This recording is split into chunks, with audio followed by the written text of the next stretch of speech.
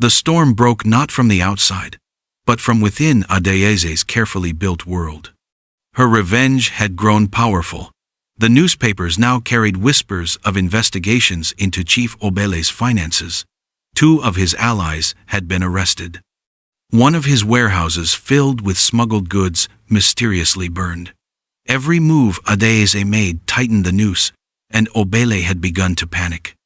But the web she had spun had a flaw times trust asterisk. The man she trusted most was Chike, her childhood friend, her right hand, and the only person who knew her true identity. He had helped her rebuild her late father's business records, planted stories in the press, and forged alliances with political insiders.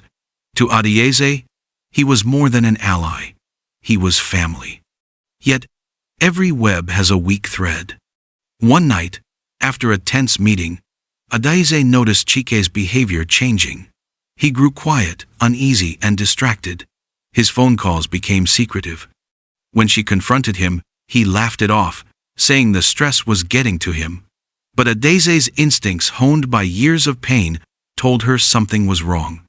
Her suspicions were confirmed a week later.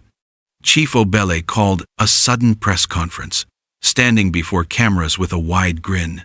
"My enemies," he declared, "think they can destroy me with lies. But I have evidence proof that they are the liars." He raised a folder, thick with documents times her, times documents. For a moment, Adaeze couldn't breathe. It was her plan, her correspondence, her strategy, everything Chike had helped her prepare.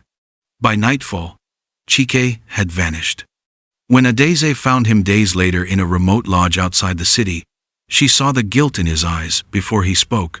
"I had no choice, Adaeze," he said, trembling. "He found out about my sister's debt. He threatened to kill her. I never meant to." Her hand shook as she pointed the small pistol at him. Tears filled her eyes, not from rage but from heartbreak. "You sold my father's justice for mercy." "I'm sorry," he whispered. "I was too." The shot echoed through the cold night. Chike fell. The silence that followed was heavier than thunder. Adaeze sank to her knees, the gun falling from her hand. For the first time since her father's death, she wept not just for betrayal, but for what revenge had turned her into. But in the shadows unseen, Chief Obele's men had been watching. Her secret was now exposed.